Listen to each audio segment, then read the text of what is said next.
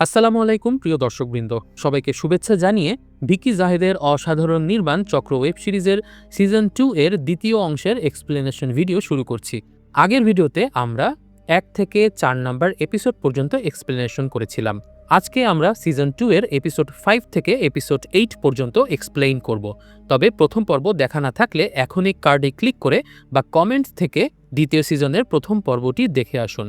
Season 2 এর শুরুতে আমরা দেখেছিলাম হুমায়ুন লুবনার পরিবারকে হত্যা করে কিভাবে আত্মহত্যার নাটক সাজায় এবং লোভী হেলালকে বাঁচিয়ে রেখে তার এক চোখ উপড়ে ফেলে। আমরা আরও দেখেছিলাম জেনিদের পরিবারে কিভাবে হুমায়ুনের অনুচর মেঘলা এন্ট্রি নেয় এবং কিভাবে জেনির পরিবারের সবাইকে পাপাচারে লিপ্ত করে। রহস্যময় হুমায়ুন কৌশলে অ্যানির সাইক্রিটিস্ট হয়ে কিভাবে তার জীবনে প্রবেশ করে এবং অ্যানির বড় ভাই সৎ সার্জন সিরাজকে মোটা অঙ্কের টাকার বিনিময়ে কিভাবে জিবরান একটি অবৈধ কিডনি ট্রান্সপ্লান্টের প্রলোভনে রাজি করায়। সেই সঙ্গে আমরা দেখেছি 2007 সালের ফ্ল্যাশব্যাক, যেখানে আব্দুল দরবেশের আদম ধর্মের হাত থেকে বাঁচতে কিভাবে হুমায়ুন তার স্ত্রী রুমকিকে নিয়ে পালিয়ে আসে।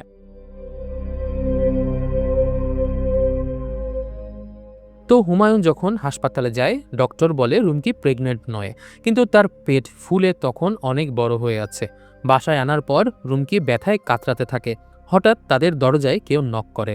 হুমায়ুন দরজা খুলে দেখে বাইরে কেউ নেই। হঠাৎ করে সে আবিষ্কার করে ঘরের ভেতরে 3 জন মহিলা দাঁড়িয়ে আছে। এই মহিলাদেরকে আমরা দেখেছিলাম আব্দুল দরবেশের বাড়ির ছাদে পাহারা দিতে। সেই সারা গায়ে আঁচিলওয়ালা মহিলা 3 জন দরজা ভেতর থেকে বন্ধ করে দেয়। আগেই বলেছিলাম রুমকির পেটের ভেতরে আছে শয়তানের বীজ, যাকে পৃথিবীর মানুষের দ্বারা জন্ম দেওয়ানো সম্ভব নয়। তাই শয়তান নিজেই তার অনুচর 3 মহিলাকে পাঠিয়েছে তার বীজকে জন্ম দেওয়ার জন্য। হুমায়ুন বাইরে দরজা খোলার প্রচণ্ড চেষ্টা করতে থাকে। হঠাৎ করে তীব্র শীত এবং আতঙ্কের অনুভূতি তাকে যেন অবশ করে দেয়। সেই 3 জন মহিলা রুমকির মাথায় জাদু করে এবং মুখে দ্বারকাকের রক্ত ছেটায়। মূলত তারাই প্রসব করায় রুমকির সন্তানকে। তারপর জ্ঞানহীন হুমায়ুন এবং রুমকিকে নিয়ে যাওয়া হয় আব্দুল দরবেশের আস্তানায়। ফ্ল্যাশব্যাক এখন পর্যন্ত এতটুকুই থাকলো। এবার আবার আমরা বর্তমানে চলে আসি।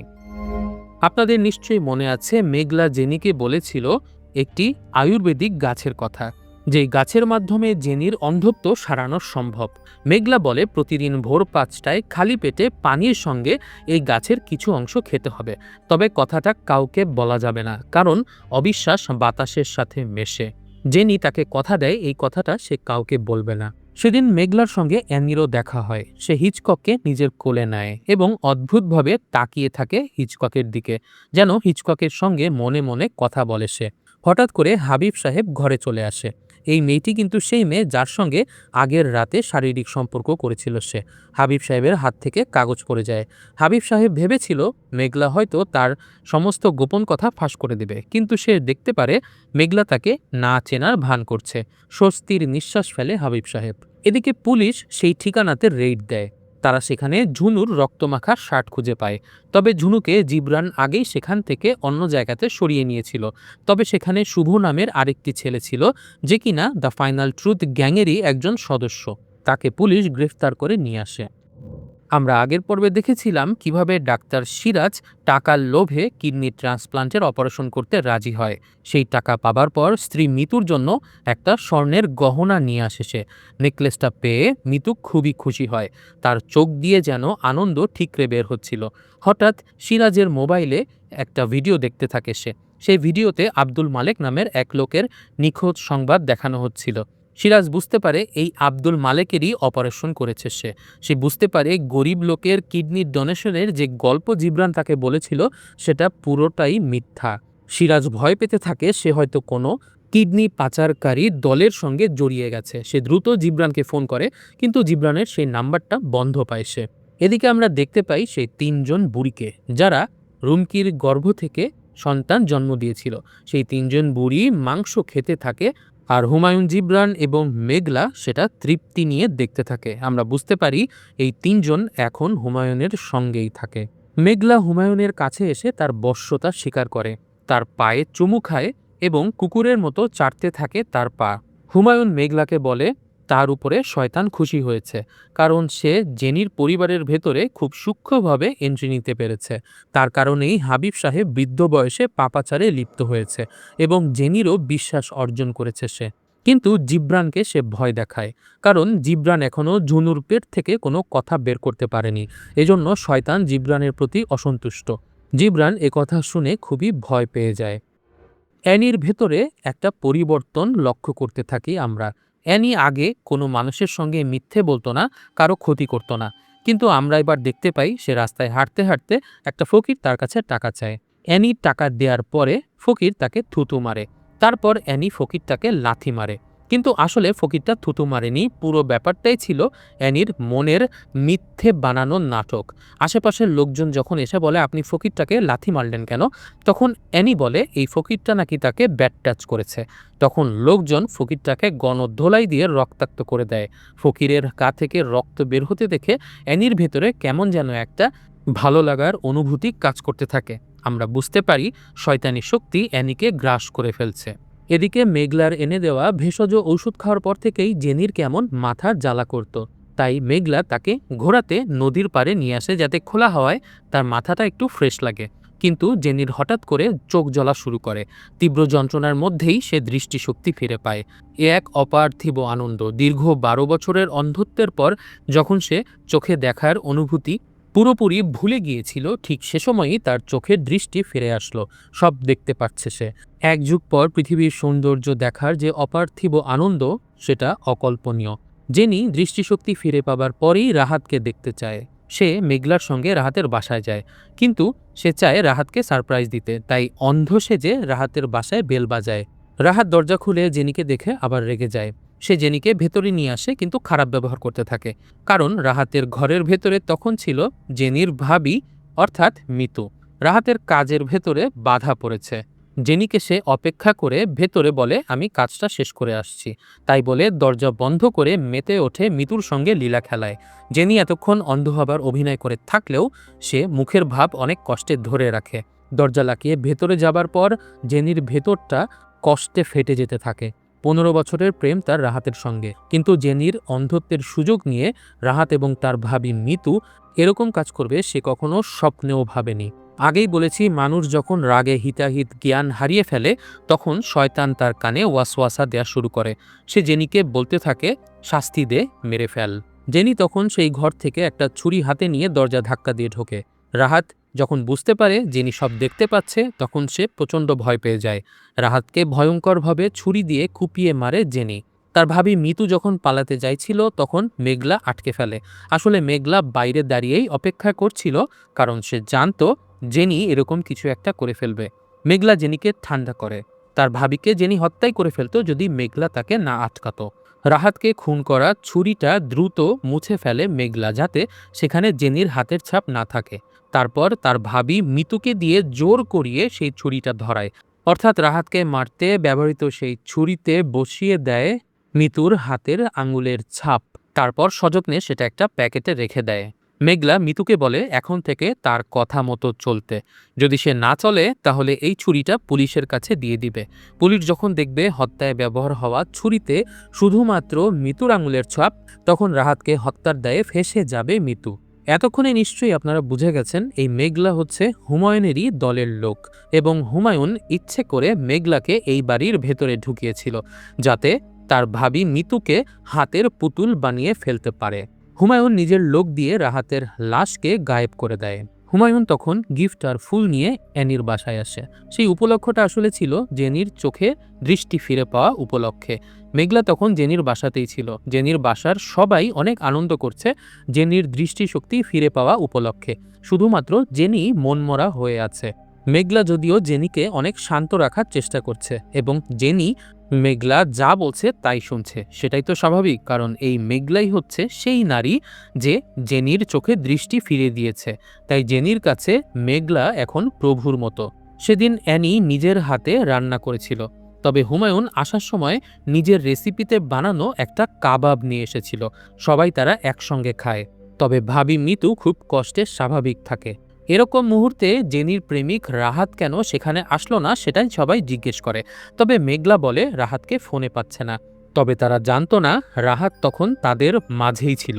হ্যাঁ প্রিয় দর্শক, হুমায়ুন কিন্তু তার নিজের হাতে যে রেসিপিতে কাবাব বানিয়ে নিয়ে এসেছে, সেই কাবাবে ব্যবহার করা মাংস ছিল রাহাতেরই মাংস।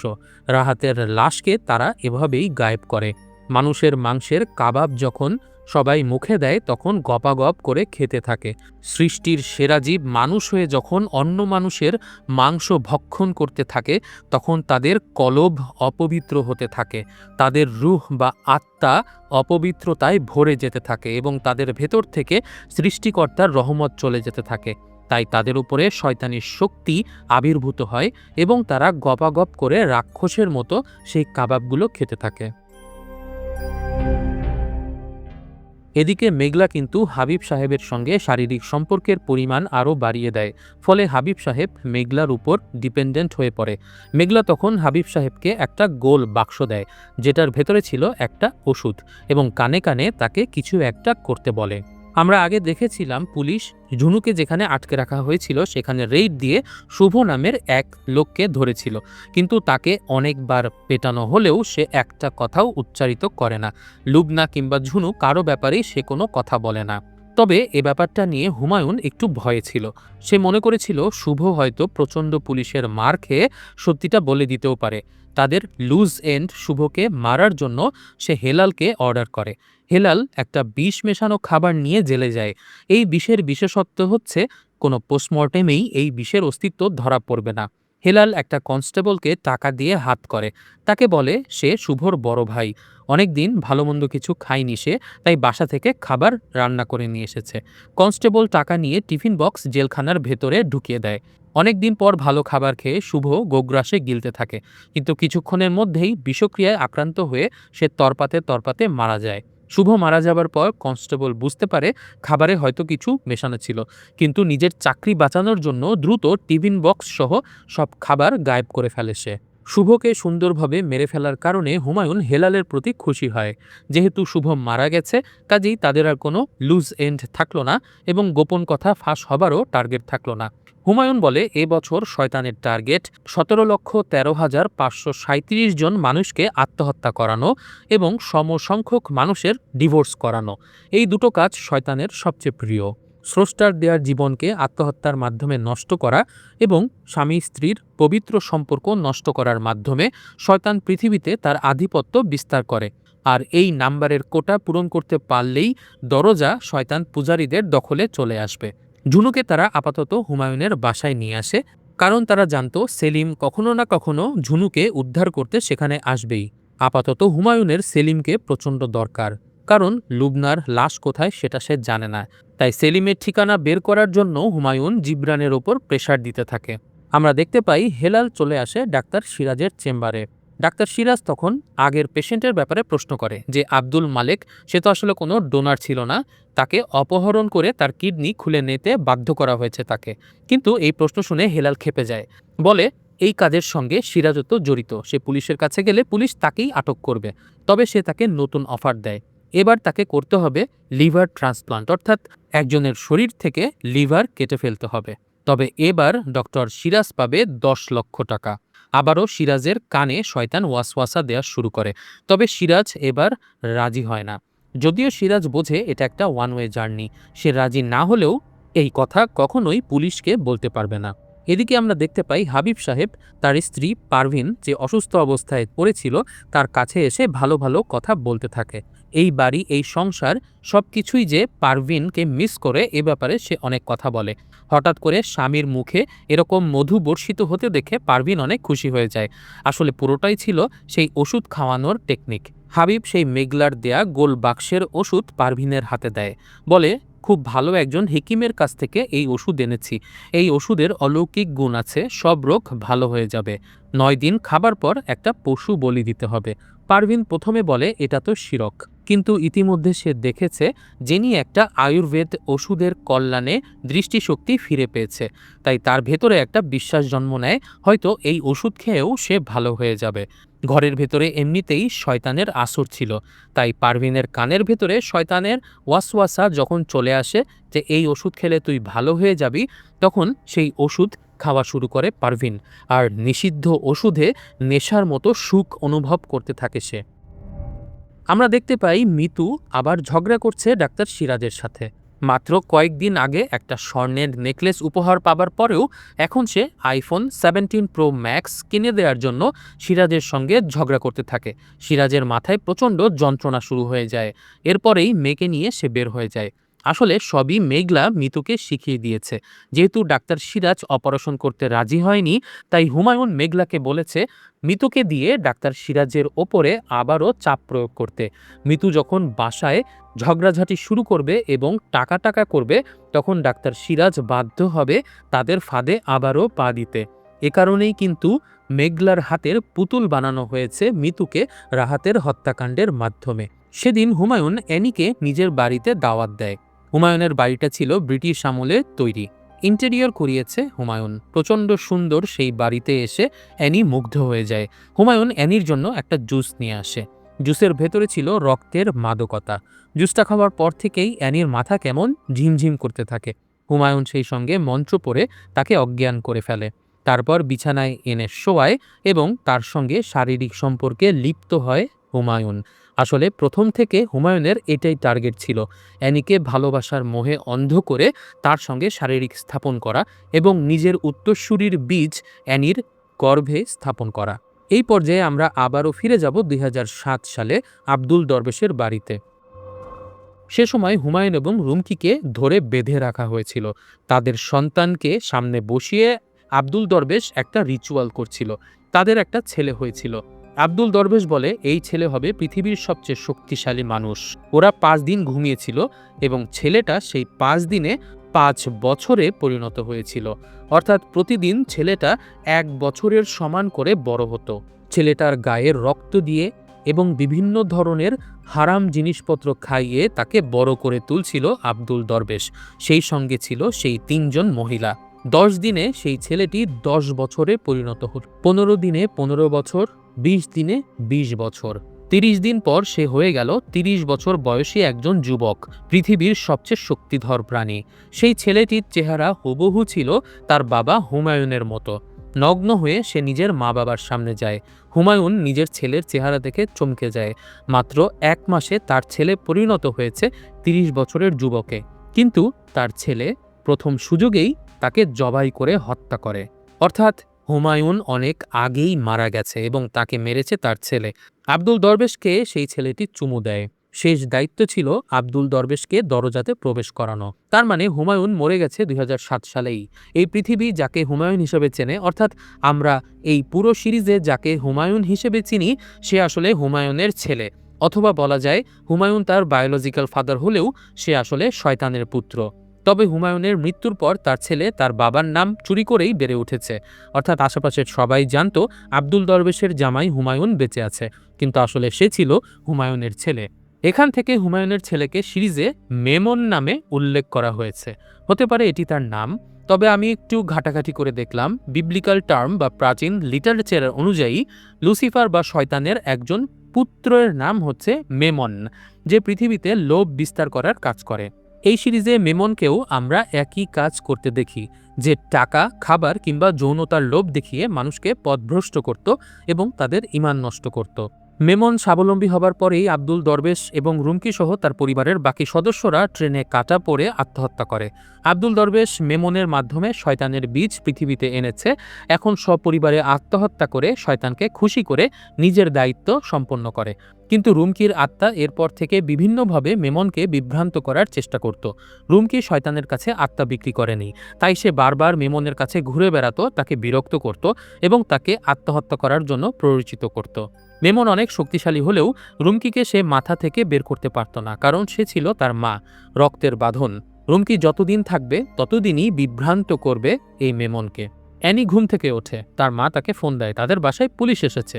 রাহাত যেহেতু অনেকদিন ধরে মিসিং, তাই জেনিকে জেরা করার জন্য পুলিশ এসেছে।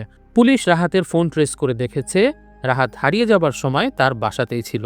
তার বাসার আশেপাশের সব জায়গার সিসি ক্যামেরা খুব অদ্ভুতভাবে সেদিন নষ্ট হয়ে যায়, কিন্তু তারা একটা দোকানের ক্যামেরা দেখে। সেই ক্যামেরাতে তারা দেখতে পায় প্রতি সপ্তাহে জেনির ভাবি মিতু 2 বার করে রাহাতের ফ্ল্যাটে যায়। এ কথা শুনে মিতুর স্বামী সিরাজ সহ বাসার সবাই আকাশ থেকে পড়ে। শুধুমাত্র জেনি হেসে ওঠে। তখন ডাক্তার হুমায়ুন ব্যাপারটা ট্যাকেল করে। হুমায়ুন পুলিশকে বলে তাদের পরিবারের এই সিচুয়েশনে হয়তো জেরা করাটা ঠিক হবে না। হঠাৎ করেই নিজের ছেলের বউয়ের পরকীয়ার ব্যাপারটা শুনে পারভিনের মুখ বেঁকে যেতে থাকে। পুলিশ তখন সেখান থেকে চলে যায়। মিতু কিভাবে নিজের স্বামী সন্তান রেখে নিজের ননদের বয়ফ্রেন্ডের বাসায় গিয়ে পরকীয়া করত, এ ব্যাপারটা নিয়ে অ্যানির সঙ্গে তার ঝগড়া হয়। তখন মিতু অ্যানিকেও কথা শুনিয়ে দেয় যে তুমি তো নিজের স্বামীকে খুন করে এসেছো, আর তোমার ভাইয়ের তো কোনো পুরুষত্ব নেই। এতদিন ধরে তার স্ত্রী ছিল লোভী, কিন্তু আজ সে জানতে পারল তার স্ত্রী একজন পরকীয়াকারী। তখন ডাক্তার সিরাজ নিজের মেজাজ হারিয়ে ফেলে। সে তার স্ত্রীকে চিৎকার করে বলে সে এখন যার সাথে হাত মেলাবে তারপরে টাকা পয়সা তার পায়ের নিচে থাকবে। সে তার স্ত্রীকে ডিভোর্স দিয়ে দিতে চায়। কিন্তু তখন তার স্ত্রী মিতু কাবিনের 15 লক্ষ টাকা চায়। সিরাজ তখন বউয়ের এই লোভী মূর্তি দেখে কান্নায় ভেঙে পড়ে। এদিকে ঝুনুকে নিজের বাসায় রেখে তাকে কঠিনভাবে পাহারা দিয়ে রাখতে বলেছিল, কিন্তু হঠাৎ করে আমরা শুনতে পাই জিবরানের মাথার ভেতরে কেউ যেন তার সঙ্গে কথা বলছে। তাকে ডেকে বলছে জিবরান কেন শয়তানের নৈকট্য পাচ্ছে না, কারণ ইবলিশের পছন্দ হচ্ছে অবাধ্যতা। ইবলিশ নিজেও একজন বিদ্রোহী এবং সে সবার বিদ্রোহ বা অবাধ্যতা পছন্দ করে। আপনারা নিশ্চয়ই জানেন ইবলিশ একসময় সৃষ্টিকর্তার খুবই কাছের একজন ছিল এবং অনেক ইবাদত করত। যখন পৃথিবীর প্রথম সৃষ্টি হযরত আদম আলাইসাল্লামকে আল্লাহ পাক সৃষ্টি করেন, তখন তিনি ইবলিশ সহ অন্য সবাইকে তাকে সেজদা করতে বলেছিলেন, কিন্তু ইবলিশ ছিল অবাধ্য, তাই সে আদম আলাইসাল্লামকে সেজদা করেনি। তখনই তাকে স্বর্গ থেকে বিতাড়িত করে দেওয়া হয় এবং ইবলিশ হয়ে যায় মানুষের চরম শত্রু। আর এখন আমরা দেখতে পাই সেই ইবলিশকে আদমের নামেই ধর্ম বানিয়ে মানুষকে পথভ্রষ্ট করতে। যাই হোক, জিবরানের মাথার ভেতরের সেই কণ্ঠটা বলে ওঠে, জিবরান তোমাকেও অবাধ্য হতে হবে। তুমি অনেক বাধ্য থাকো বলে এখনও ইবলিশের নৈকট্য লাভ করতে পারোনি। মেননকে দেখো, সে অবাধ্য বলেই এখন ইবলিশের পুত্র হবার যোগ্যতা অর্জন করেছে। তুমিও মেননের অবাধ্য হও। জিবরান তখন তার ভেতরে একটা বিদ্রোহী চেতনা অনুভব করে। মেনন তাকে বলেছিল ঝুনুকে ভালো করে পাহারা দিয়ে রাখতে, কিন্তু মেননের কথার অবাধ্য হবে সে, তাই ঝুনুর হাতের বাঁধন কেটে দেয় জিবরান। মেনন বাসায় ফিরে এসে দেখে ঝুনু পায়ের উপর পা দিয়ে বসে আছে। সে মেননকে বলে আগে তোমার দাস ছিলাম, এখন আমি বিদ্রোহী। তোমার জন্যই আমি ইবলিশের কাছে যেতে পারি না, কিন্তু এখন থেকে আমি ইবলিশের নৈকট্য লাভ করব। মেমন বুঝতে পারে না জিবরানের কি হয়েছে। সে ঘরের ভেতরে গিয়ে দেখে ঝুনুর হাতের দড়ি পড়ে আছে আর ঝুনু গায়েব। সে বুঝতে পারে জিবরান ঝুনুকে ছেড়ে দিয়েছে। ক্রোধে সে জিবরানের মাথায় চাপ দিয়ে মাথার খুলি ফাটিয়ে মেরে ফেলে জিবরানকে শাস্তি দেয়। এরপর হেলালকে জিবরানের জায়গায় অধিষ্ঠিত করে সে। তাদের চির আরাধ্য যে দরজা, সেই দরজা সম্পর্কে জিবরান সবই জানত, কিন্তু হেলাল কিছুই জানে না। তাই মেমন হেলাল এবং মেঘলাকে সেই দরজা সম্পর্কে সবকিছু বলে। সময় ঈশ্বরের সবচেয়ে বড় অস্ত্র।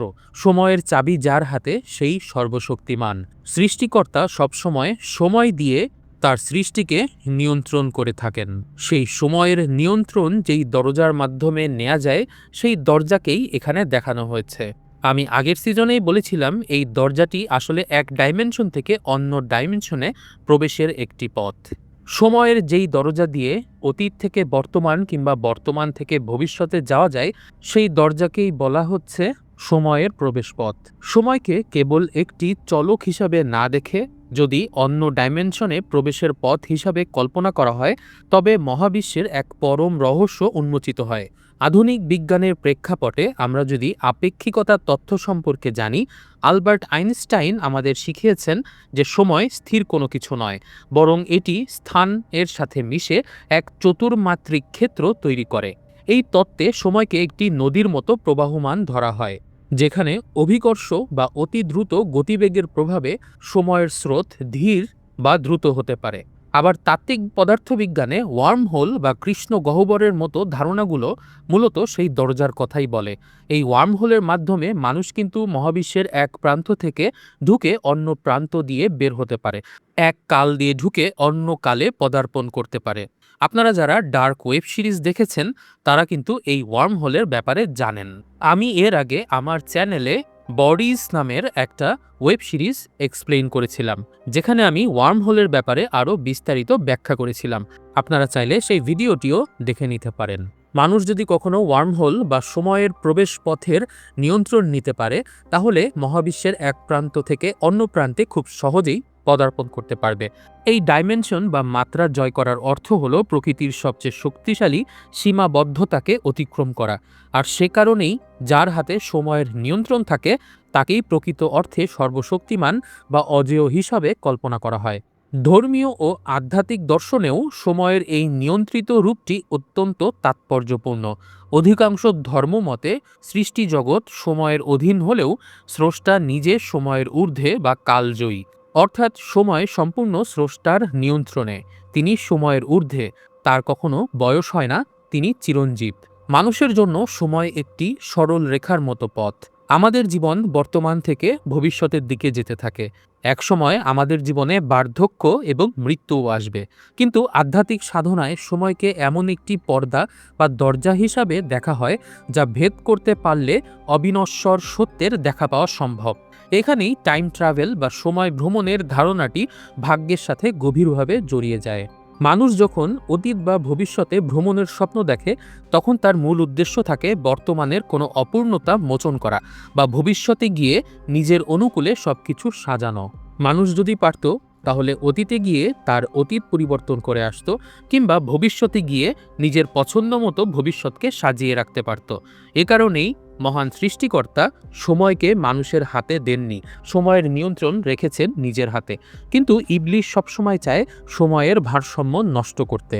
সেই কাজটি করতে হলে তাকে পৃথিবীর সমস্ত মানুষকে পাপাচারে নিমগ্ন করতে হবে। পৃথিবীতে যত মানুষ প্রতি বছর আত্মহত্যা করতে গিয়ে ফিরে আসে, যদি তার চেয়ে বেশি মানুষ আত্মহত্যা করে, তাহলেই সমাজে ভারসাম্য নষ্ট হয়ে যাবে। সেই হিসাব থেকেই মেমনকে টার্গেট দেওয়া হয়েছে 17,13,537 জন মানুষকে আত্মহত্যা করানো এবং সমসংখ্যক মানুষকে ডিভোর্স করানোর। এই কাজটি যদি সে করতে পারে, তাহলে সময়ের ভারসাম্য নষ্ট হয়ে যাবে এবং ইবলিশ চেষ্টা করবে সময়ের নিয়ন্ত্রণ নিজের হাতে নেয়ার জন্য। মানুষ যতদিন বেঁচে আছে সময়ের ধারণা তত পর্যন্তই। মৃত্যুর পরে বেহেশত বা দোজখে সময় থাকবে অসীম ও অনন্ত, অর্থাৎ সময় নিয়ন্ত্রিত হয় সর্বশক্তিমান স্রষ্টার মাধ্যমে। কিন্তু ইবলিশ শয়তান চায় সময়কে নিয়ন্ত্রণ করতে। সে চায় মানুষ যেন আর ভাগ্যে বিশ্বাস না করে। সে চায় মানুষ অতীত আর ভবিষ্যতে পরিভ্রমণ করে নিজেদের ঈমান নষ্ট করুক। এজন্যই মেমন আর জিব্রানের মাধ্যমে ইবলিশ চায় সময়ের দরজার দখল নিতে। শয়তানের অনুচরদের হাত থেকে এই দরজা পাহারা দেওয়ার জন্য যে সময়ের সৈনিকেরা কাজ করে, তাদের মধ্যে একজন হলো লুবনার চাচা সেলিম, অর্থাৎ সেলিম, ঝুনু মিয়া, এরা হলো আলোর পথের পাহারাদার। আর মেমন বা জিব্রান এরা হলো শয়তানের ভৃত। একটি সুখী সুস্থ পরিবারকে ধ্বংস করে আত্মহত্যার দিকে তাদেরকে ঠেলে দিতে পারলে ইবলিশ একজন মানুষকে বিশেষ পাওয়ার দেয়।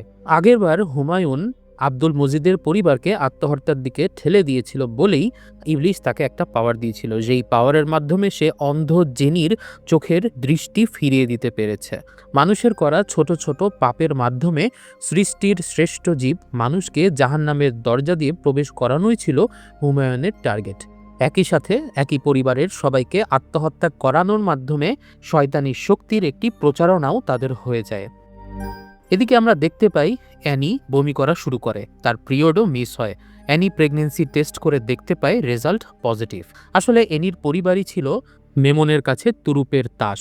অ্যানির পরিবারের সবাই একসময় ভালো ছিল, কিন্তু ধীরে ধীরে মেঘলাকে প্রবেশ করিয়ে তাদের সবাইকে বিভিন্ন পাপ কাজে লিপ্ত করিয়েছে মেমন। মেমন অ্যানির সঙ্গে বিভিন্ন সময় কথাবার্তা বলে সে বুঝতে পেরেছিল অ্যানি হচ্ছে শুদ্ধ একজন মানুষ। এজন্য সে খুনির অপবাদ মাথায় নিয়ে ঘোরার পরেও নিজের স্বামীর ব্যাপারে একটা খারাপ কথাও বলেনি। শয়তান সবসময় নিজের উত্তরসূরি বপন করার জন্য শুদ্ধ মেয়েদেরকে খুঁজে থাকে। এর আগে আমরা দেখেছিলাম শুদ্ধ রুমকির পেটে শয়তানের বীজ বপন করা হয়েছিল। তাই এবার মেমনও চেয়েছিল শুদ্ধ অ্যানির গর্ভে নিজের উত্তরসূরি আনার জন্য। মেমন জানত তার এবং অ্যানির বাচ্চা আরও বেশি শক্তিশালী হবে। তাদের বাচ্চা মাত্র 1 মাসেই ভূমিষ্ঠ হবে। তার নিজের ক্ষেত্রে প্রতিদিন 1 বছর করে বেড়েছিল, কিন্তু তার ছেলের ক্ষেত্রে প্রতিদিন 10 বছরের সমান করে বড় হবে। অর্থাৎ মেমন জানে তার ছেলে 3 দিনেই 30 বছরে উপনীত হবে। এদিকে আমরা দেখতে পাই পুলিশ জেলে শুভর লাশ আবিষ্কার করে, কিন্তু পোস্টমর্টেম রিপোর্টে পাওয়া যায় যে শুভ হার্ট অ্যাটাক করে মারা গেছে। এদিকে রাহাতকেও পাওয়া যাচ্ছে না। তখন পুলিশেরা চিন্তা করে মিতুকে টার্গেট করতে, কারণ এর আগে যে টোকাই হারিয়ে গিয়েছিল তার লাস্ট লোকেশন ছিল হুমায়ুন সাহেবের বাসায়। আর যেহেতু হুমায়ুন অ্যানির সাইক্রিটিস্ট এবং অ্যানির ভাবি মিতু রাহাতের সঙ্গে পরকীয়া সম্পর্কে জড়িত ছিল, তাই সবগুলো কানেকশনকে তারা এক লাইনে আনার চেষ্টা করে। এদিকে আমরা দেখতে পাই মেঘলা জেনিকে কুমন্ত্রণা দিতে থাকে। সে বলে মিতুকে শাস্তি দিতে হবে, কিন্তু মানুষকে মেরে ফেললে সে তো আর শাস্তি পাবে না, তাকে বাঁচিয়ে রেখে শাস্তি দিতে হবে। শাস্তিটা হলো মিতুর সবচেয়ে পছন্দের জিনিসকে ক্ষতি করতে হবে। মিতুর সবচেয়ে ভালোবাসার ছিল তার ছোট মেয়ে অপ্সরা। অপ্সরাকে পুড়িয়ে দিতে বলে মেঘলা। অপ্সরার তুলতুলে মুখ আগুনে পুড়িয়ে দিলে সেই পোড়া চেহারা দেখে সারা জীবন নিজের পাপের কথা মনে করতে থাকবে মিতু, আর এভাবেই তার শাস্তি হবে। এ কথা শুনে জেনি অনেক খুশি হয়ে ওঠে এবং নিজের আপন ভাস্তিকে পুড়িয়ে দেওয়ার জন্য রাজি হয়ে যায়। এদিকে আমরা দেখতে পাই মিতু মেঘলাকে ছাদে নিয়ে আসে, তার পা ধরে মাপ চায় এবং তাকে ছেড়ে দিতে বলে। মেঘলা তখন বলে, তুই যে পাপ করেছিস সেই পাপ ধুয়ে কোরবানি দিতে হবে। কোরবানি দিতে হবে তোর মেয়েকে যদি আমাদের হাতে তুলে দিস তাহলে সারা জীবন রাজরানী হয়ে থাকবি, আর না তুলে দিলে তুই জেলে যাবি এবং অপ্সরাকে সবাই খুনির মেয়ে বলে থুতু মারবে। মিতু বুঝতে পারে না কি করবে। চাপে পড়ে সে রাজি হয় নিজের মেয়েকে মেঘলার হাতে দিয়ে দিতে। তবে অপ্সরাকে কি করা হবে সেটা মেঘলা মিতুকে বলে না। এদিকে আমরা দেখতে থাকি অ্যানি কাঁদতে কাঁদতে হুমায়ুনের কাছে আসে। সে কিভাবে প্রেগনেন্ট হলো কিছুই বুঝতে পারছে না। তার ভেতরে মনে হচ্ছে এক অদ্ভুত প্রাণ বেড়ে উঠছে। সে সময় মেমন বলে, তোমার গর্ভে আমাদের সন্তান, এই সন্তানের পরিচয়, ভবিষ্যৎ সবকিছুর দায়িত্ব আমি নিলাম। এনি তখন চমকে যায়। কখন কিভাবে তাদের মধ্যে শারীরিক সম্পর্ক হলো সে কিছুই মনে করতে পারে না, কিন্তু মেমনের স্পর্শে তখন ছিল ভালোবাসার অনুভূতি। ফলে এনি মেমনকে ভালোবেসে জড়িয়ে ধরে। সে সময় মেমন লক্ষ্য করে হিচকক কিছু একটা বলতে চাচ্ছে। অ্যানি গর্ভবতী বলে তার কাছে আর হিচকককে রাখা নিরাপদ বোধ করে না হুমায়ুন। সে হিচকককে নিজের কাছে রাখে এবং বোঝার চেষ্টা করে হিচকক কি বলছে। অ্যানি হিচকককে হুমায়ুনের কাছে রাখতে রাজি হয়। এদিকে আমরা দেখতে পাই ঝুনু পালিয়ে সেলিমের কাছে চলে এসেছে। তারা দুজন দরজার কাছে গিয়ে বসে আছে। এই দরজার জায়গাটি আমরা যদি লক্ষ্য করি সেখানে আরবিতে সময়ের অসীমতা নিয়ে বলা হয়েছে। এখানে ওয়াক্ত বা সময় আমরা বারবার দেখতে পাচ্ছি। আগেই বলেছি এই দরজাটি হলো সময়ের নিয়ন্ত্রণ নেয়ার দরজা। সেলিম জানায় সে কিভাবে ঝুনুকে মুক্ত করেছে। সৃষ্টিকর্তা ঝুনুর উপর সন্তুষ্ট হয়েছিল, তাই সেলিমকে সুযোগ দেওয়া হয় জিবরানের মস্তিষ্কের ভেতরে ঢুকে পড়ার।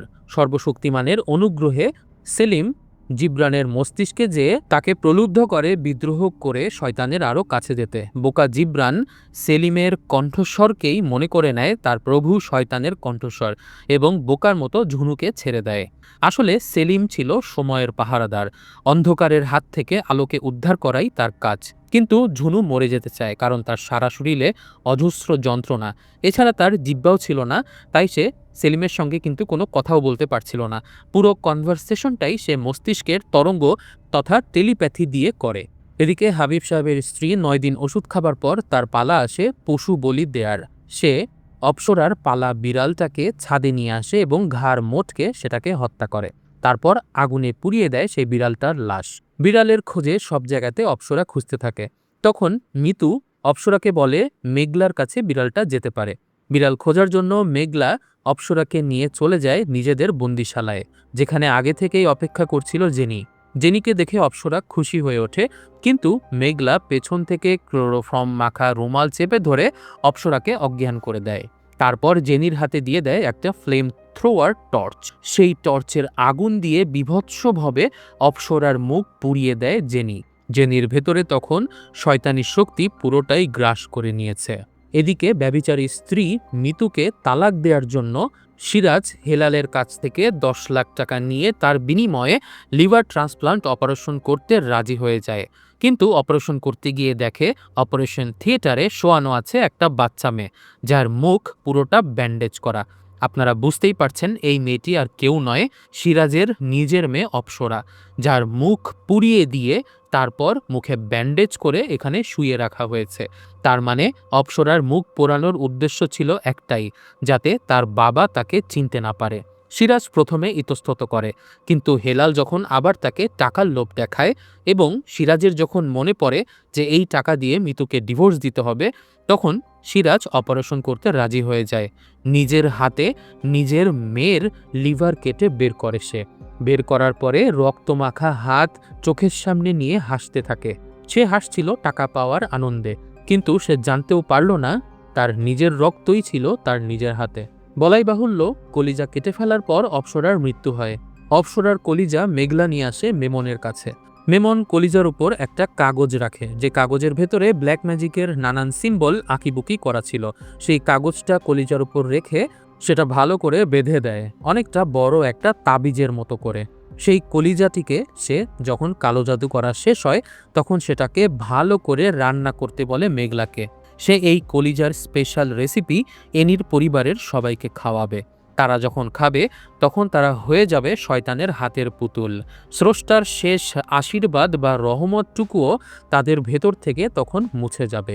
হেলাল ভয় পাচ্ছিল যদি কলিজা দেখে সিরাজ বুঝে ফেলে, কিন্তু মেমন বলে যে হাত নিজের সন্তানের রক্ত ঝরায় সে হাত প্রতিবাদ করতে পারে না, তাই ডাক্তার সিরাজকে তাদের কোনো ভয় নেই। মেমনের কোলে থাকা পুতুল হিচকক সবসময় বিড়বিড় করে কি যেন বলতে চায়, কিন্তু মেমন বা মেঘলা কেউই তার কথা বুঝতে পারে না। মেমনের একটা প্রিয় কাজ ছিল সাগর পাড়ে দাঁড়িয়ে শয়তানের উদ্দেশ্যে মন্ত্রপাঠ করা। তখনই তার পাশে চলে আসে সেলিম এবং প্রথম পর্বের মতো এবারও সে বলে, একটু আস্তে বিড়বিড় করবেন, মনোযোগ দিলে বোঝা যায় কি বলছেন। হুমায়ুনের মুখোশ নিয়ে আর কতদিন চলবেন।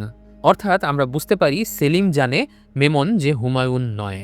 আমরা তাদের কথোপকথন শুনে যেটা বুঝতে পারি সেটা হলো সেলিমও একসময় শয়তানের পূজারী ছিল। পরবর্তীতে নিজের ভুল বুঝতে পেরে তওবা করে আলোর পথে এসেছে তারা। ফলে ইবলিশের অভিশাপে তারা একটা লিম্বো স্পেসে আটকে যায়, অর্থাৎ তাদের বয়স বাড়া বন্ধ হয়ে যায়। তখন সৃষ্টিকর্তার অনুগ্রহ পাওয়ার জন্য তারা দরজার পাহারা দেওয়া শুরু করে, সৃষ্টিকর্তার করুণা ভিক্ষা চায়। এক অনন্ত জীবনে যেন আটকে থাকে সেলিম। তবে সেলিমের কথা শুনে সর্বশক্তিমানের অস্তিত্ব নিয়ে উপহাস করে মেমন।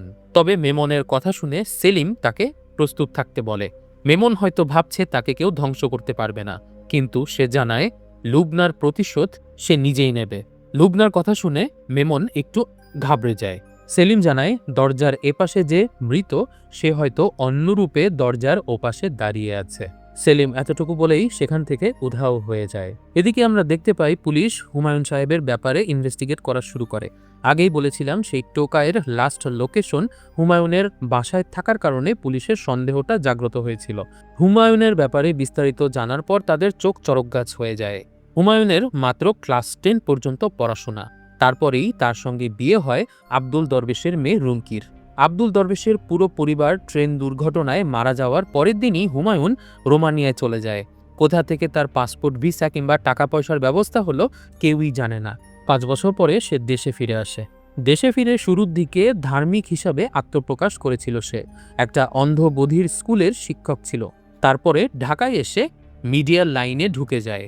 মিডিয়ার প্রডিউসার হিসেবে বেশ কয়েকটি নাটক, সিনেমা প্রযোজনা করে সে। এমনকি একসময় ইউনিভার্সিটিতেও মনোবিজ্ঞান পড়ানো শুরু করে। এখন তো সাইকিয়াট্রিস্ট হিসাবে প্র্যাকটিসও করছে সে। অথচ তার ব্যাকগ্রাউন্ড দেখে তারা অবাক হয়ে যায়, ক্লাস 10 পাশ করা একটা লোক কিভাবে নিপুণ অভিনয়ে সবাইকে ফাঁকি দিয়ে যাচ্ছে। কিন্তু আমরা তো জানি আসল হুমায়ুন অনেক আগেই মারা গেছে। এ হচ্ছে শয়তানের পুত্র মেমন। মেমন কিন্তু তখন তার পরবর্তী আচার অনুষ্ঠান আয়োজনের প্রস্তুতি নিয়ে যাচ্ছে। আমরা মেঘলাকে দেখতে পাই একটি মূর্তিতে রক্ত ঢেলে আদর করতে থাকে। হুমায়ুন অপ্সরার কলিজা রান্না করে সবাইকে দাওয়াত করে। অ্যানিদের পরিবারের মা ছাড়া সবাই সেখানে চলে আসে, কারণ পারভিনের শরীর খারাপ। তবে মেমন বলে পারভিনের জন্য সে খাবার পাঠিয়ে দেবে। তারপর অপ্সরার কলিজা রান্না করা অবস্থায় কেটে কেটে সবার প্লেটে দেয়। এ সময় মেমন মিতুকে জিজ্ঞেস করে অপ্সরাকে আনলেন না কেন। মিতু যে অপ্সরাকে মেঘলার কাছে দিয়ে দিয়েছে এ ব্যাপারটা গোপন করার জন্য সে বলে অপ্সরাকে মামার বাড়ি পাঠিয়ে দিয়েছে। এটা শুনে রেগে যায় সিরাজ। তবে তাদের ঝগড়া থামায় অ্যানি। এমন সময় হেলালকে খাবার সার্ভ করতে দেখে সিরাজের একটু সন্দেহ হয়। তখন হেলাল বলে সে পার্ট টাইম ওয়েটার হিসাবে কাজ করে। সবাই কলিজা খেতে থাকে। বলে অনেক মজা। মন্ত্রপুত কলিজা খাওয়ার মাধ্যমে তারা যেন পুরোপুরি শয়তানের ভৃত্যে পরিণত হলো। তাদের পরিবারের সবাই কোনো না কোনো পাপ কাজে নিমজ্জিত ছিল, কেবলমাত্র নিষ্পাপ ছিল ছোট্ট মেয়ে অপ্সরা। নিজেদের অজান্তে সেই অপ্সরার কলিজা খাওয়ার মাধ্যমে তারা পাপের শেষ সীমা অতিক্রম করল। খাওয়া শেষে সবাই বাড়ি চলে যায়, শুধুমাত্র অ্যানি থেকে যায়। অ্যানিকে থাকতে বলেছিল মেমন, আর তাদের পরিবারের সবার এমন অবস্থা ছিল যে মেমনের কথাই যেন তাদের কাছে ঈশ্বরের বাণীর মতো ছিল। খুব দ্রুত অ্যানির পেট ফুলতে থাকে। অ্যানির কোলে হিচকককে রেখে সেই একই রকম রিচুয়াল তারা পালন করতে থাকে, যেটা আব্দুল দরবেশ করেছিল রুমকির সাথে। সিরিজের দ্বিতীয় সিজনের শেষে আমরা দেখতে পাই মেমনকে অ্যানির সঙ্গে সমুদ্র পাড়ে ঘুরে বেড়াতে। বিশাল সমুদ্রের সামনে দাঁড়ালে মেমন সবসময় ইবলিশকে অনুভব করে, এজন্যই সমুদ্র তার এত পছন্দ। এনির গর্ভের সন্তান তখন প্রায় পরিণত হয়ে এসেছে। এনি মেমনকে তখন একটা সত্যি কথা বলতে চায়। সে মেমনকে জানায় রাজীব আত্মহত্যা করেনি। রাজীব যে তাকে ভালোবাসতে পারত না, এ ব্যাপারটা তার সহ্য হয়নি। তাই একদিন অ্যানি নিজেই রাজীবকে বাথটাবে চুবিয়ে হত্যা করেছে। এ কথা শুনে হুমায়ুনের মাথায় যেন আকাশ ভেঙে পড়ে। ঠিক তখনই সেই পুতুল হিচকক চিৎকার করে বলে ওঠে, মূর্খ মেনন, মাটির মানুষের মায়ায় বিষ আর অমৃতের পার্থক্য ভুলে গেলি? শুদ্ধ আত্মার বদলে ইবলিশের বীজ ভরে দিলি এক নরকের কীটের গর্ভে। খুনির অপবিত্র শরীরে কখনোই শক্তিশালী উত্তরসূরি জন্ম নেবে না। মেমন বুঝতে পারে পুতুলটার ভেতরে আসলে স্বয়ং ইবলিশ ভর করেছিল। সে নিজের ভুলের জন্য অনুতপ্ত হয়। অ্যানির রূপ যৌবন এবং মিষ্টি কথার ফাঁদে পড়ে সে বুঝতে পারেনি যে অ্যানি আসলে একজন খুনি। সে শুরু থেকেই অ্যানিকে ভেবেছিল শুদ্ধ মানুষ। এ কারণেই অ্যানির মাধ্যমে নিজের উত্তরসূরি পৃথিবীতে আনতে চেয়েছিল। সে নিজের ভুলের জন্য অনুতপ্ত হয়, ইবলিশের কাছে মাপ চাইতে থাকে সে। তখনই সে বুঝতে পারে ইবলিশ তাকে পরিত্যাগ করেছে। রেগে অ্যানির গলা চেপে ধরে, তারপর পেট চেপে সন্তানকে মেরে ফেলতে চায়। কিন্তু সে বুঝতে পারে অ্যানির গর্ভের সন্তানকে এভাবে মারা সম্ভব নয়। ঠিক তখনই সেলিম সেখানে এসে পড়ে। শেষবারে দেখার সময় মেমন সৃষ্টিকর্তার অস্তিত্ব সম্পর্কে সেলিমের কাছে উপহাস করেছিল। সেলিম এখন বলে, সৃষ্টিকর্তা মানুষের মনের খবর জানেন, কিন্তু ইবলিশ জানে না। তাই ইবলিশ বুঝতে পারেনি যে অ্যানি খুনি, কিন্তু সৃষ্টিকর্তা ঠিকই জানতেন। আর এখানেই সৃষ্টিকর্তা যে সর্বশক্তিমান সেটা প্রমাণিত হয়। ধোঁকা খেয়ে যখন মেমন মাটিতে বসেছিল, তখন হঠাৎ করে তার চোখ বিস্ফোরিত হয়, কারণ সেলিমের পাশে এসে দাঁড়ায় এক নারী মূর্তি, যার পেটে আমরা ছুরির গভীর ক্ষত দেখতে পাই। মাথায় কাপড় দেয়া সেই নারীটিকে চেহারা না দেখলেও আমরা চিনতে পারি, সেটা হলো লুবনা। নিজের পরিবারের প্রতিশোধ নিতে সে ঠিকই চলে এসেছে সেলিমের পাশে। প্রিয় দর্শকবৃন্দ, আগামী 31 ডিসেম্বর 2026 তারিখে চক্র ওয়েব সিরিজের তৃতীয় সিজন আসার আগাম বার্তা দিয়ে এখানেই শেষ হয় সিজন 2 এর শেষ এপিসোড। প্রথম সিজনে কাহিনীর পূর্ণতা ছিল, কিন্তু দ্বিতীয় সিজনে কিন্তু একটা ক্লাইম্যাক্স বা ক্লিফ হ্যাঙ্গারে রেখে শেষ করা হয়েছে কাহিনী। সিজন 1-এ আলোর পথের শক্তিকে হারিয়ে দিয়েছিল অন্ধকার, আর সিজন 2 এর শেষে অন্ধকারের উপর নিয়ন্ত্রণ নিয়েছিল আলো। আমরা যদি পুরো ওয়েব সিরিজটাকে সামারাইজ করতে চাই, তাহলে আমরা বুঝতে পারি যে এই পৃথিবীতে সময়ের নিয়ন্ত্রণ সৃষ্টিকর্তার হাত থেকে নেয়ার জন্য ইবলিশ চেষ্টা করে যাচ্ছে। আর সে কারণেই সে চাইছে পৃথিবীতে মানুষের মধ্যে সুখ শান্তি নষ্ট করা এবং পৃথিবীর ভারসাম্য নষ্ট করা। সে চায় মানুষ স্বাভাবিকভাবে মৃত্যুবরণ না করুক, বরঞ্চ নিজের সুন্দর জীবন নষ্ট করুক আত্মহত্যার মাধ্যমে। আবার মানুষেরা পবিত্র বিবাহ বন্ধনে আবদ্ধ না হয়ে ডিভোর্স দিয়ে দেখ। এ দুটো কাজ করার জন্য তারা টার্গেট দিয়ে দেয় নিজের অনুচরদের। আপনারা যদি খেয়াল করেন, মেমন যে কাজগুলো করেছিল প্রত্যেকটাই একটার সঙ্গে অন্যটা কানেক্টেড। শুরুতে অ্যানির সাইকিয়াট্রিস্টকে হত্যা করে এবং এর মাধ্যমে মেমনের সঙ্গে অ্যানির পরিচয় হয়। তারপর হিচকককে নিয়ন্ত্রণ করে এমন একটা পরিস্থিতি তৈরি করে যাতে অ্যানি মেমনের প্রতি নির্ভরশীল হয়ে পড়ে। তারপর মিতুর লোভকে কাজে লাগিয়ে জেনির বয়ফ্রেন্ড রাহাতের সঙ্গে পরকীয়া সম্পর্ক করায় এবং সিরাজকে বারবার খোঁটা দেওয়ার কারণে সিরাজ অবৈধ সার্জারি করে শয়তানের পথে যেতে বাধ্য হয়। তারপর মেঘলাকে কাজে লাগিয়ে হাবিব সাহেবকে নষ্ট করে এবং একই সঙ্গে জেনির দৃষ্টি ফিরিয়ে দেয়। জেনির দৃষ্টি ফেরার মাধ্যমে রাহাতকে খুন করানো হয়। রাহাতকে খুন করার মাধ্যমে মিতুকে ব্ল্যাকমেইল করা হয় এবং মিতুকে ব্ল্যাকমেইল করে আবারও ডাক্তার সিরাজকে লোভে ফেলা হয়, যাতে চাপে পড়ে সে অবৈধ অপারেশনগুলো করে ফেলে। তারপর হাবিব সাহেবের মাধ্যমে পারভিনকে ওষুধ খাওয়ানো হয় এবং বিড়ালকে হত্যা করা হয়। সেই বিড়ালকে খুঁজতে গিয়েই সিরাজের মেয়ে অপ্সরাকে, যে কিনা ছিল তাদের পরিবারের একমাত্র নিষ্পাপ সদস্য, তার মুখ পুড়িয়ে দেওয়া হয় জেনিকে দিয়ে। তারপর ঠিকই কলিজা রান্না করে এবং সবার প্লেটে সার্ভ করে দেয়। সেই কলিজা কিন্তু সবাই নিজের হাতেই খায়। মেমনের মূল টার্গেট ছিল এনির পরিবারের সবাইকে দিয়ে পাপ কাজ করানো। পাপ কাজ করাতে করাতে সীমা অতিক্রম করে ফেলে দেয় এবং তাদের পরিবারের সবচেয়ে নিষ্পাপ সদস্যকেও বলি দেয়া, ঠিক যেমনটা আব্দুল মজিদ পরিবারের সঙ্গে সে করেছিল। আব্দুল মজিদ পরিবারে সে ঢুকেছিল হেলালের মাধ্যমে, যে কিনা টাকার লোভে অন্ধ হয়েছিল। এছাড়া কিন্তু তাদের পরিবারের অন্য সবাই মোটামুটি ধর্মপরায়ণ ছিল। আর অ্যানিদের পরিবারে সে এন্ট্রি করেছে তার ভাবি মিতুর মাধ্যমে, যে ছিল লোভী। পরিবারের একজন লোভী সদস্যের মাধ্যমেই কিন্তু শয়তান ধীরে ধীরে আসর করা শুরু করে পুরো পরিবারে। এবং আরেকটা ব্যাপার হলো, শয়তান কিন্তু কখনো সরাসরি মানুষের ক্ষতি করে না, বরঞ্চ আরেকজন মানুষকে কুমন্ত্রণা দিয়েই অপর একজন মানুষের ক্ষতি করায়। যেমন রাহাতকে খুন করানো হয়েছে জেনিকে দিয়ে। হাবিব সাহেবের স্ত্রী পারভিন আগে ইমানদার ছিল, তাকে ওষুধ খাওয়ানো হয়েছিল তার স্বামী হাবিবকে দিয়ে। ছোট্ট মেয়ে অপ্সরার মুখ পুড়িয়ে দেওয়া হয়েছিল জেনিকে দিয়ে। এমনকি অপ্সরার বাবা ডাক্তার সিরাজকে দিয়েই তার কলিজা কেটে তাকে হত্যা করা হয়েছিল। সবশেষে সেই রান্না করা কলিজা সবাই নিজের হাতেই খেয়েছিল। অর্থাৎ শয়তান মানুষকে কুমন্ত্রণা দেয় ঠিকই, কিন্তু সব খারাপ কাজগুলো কিন্তু করিয়ে নেয় মানুষের হাত দিয়েই। প্রিয় দর্শক, লুবনা কিভাবে আবার প্রতিশোধ নিতে ফিরে এলো সেটা এই সিজনে দেখানো হয় না। তবে আমরা বুঝতে পারি, হয়তো হুমায়ুন যখন এনির কাছে ধোঁকা খায় তখন সে বুঝতে পারে পৃথিবীতে তার শক্তিশালী উত্তরসূরি আনা আর সম্ভব নয়। এ ব্যাপারটা সেলিমও বুঝতে পারে এবং বুঝতে পারে শয়তানের পক্ষে এবছর আর দরজার নিয়ন্ত্রণ নেওয়া সম্ভব নয়। তখন সে দরজার শক্তি ব্যবহার করে সৃষ্টিকর্তার সহায়তায় তার ভাগ্নি লুবনাকে ফিরিয়ে আনে। ভেবে দেখুন, আমাদের জন্ম এবং মৃত্যু সবই কিন্তু সময়ের ব্যবধান মাত্র। সৃষ্টিকর্তা চাইলেই সময়কে পিছিয়ে যে কাউকে জীবিত করে দিতে পারে, কারণ তিনি সর্বশক্তিমান। প্রিয় দর্শক, আমাদের চক্র ওয়েব সিরিজের দ্বিতীয় সিজনের এক্সপ্লেনেশন ভিডিও এখানেই শেষ করছি। এই সিরিজটি নিয়ে আপনাদের অনেক প্রশ্ন থাকতে পারে। আপনাদের মনের প্রশ্নগুলো দয়া করে কমেন্টে জানাবেন। আমি সাধ্যমতো চেষ্টা করব আপনাদের অনুসন্ধানের উত্তর দেবার জন্য। আজকের মতো ভিডিওটি এখানেই শেষ করছি। আমি চেষ্টা করেছি সহজ ভাষায় এই জটিল সিরিজটি ব্যাখ্যা করার জন্য।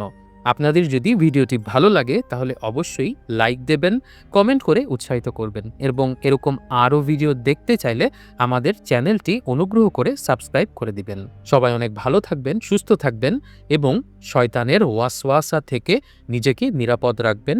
এই কামনায় আজকের মতো এখানেই শেষ করছি। বিদায়।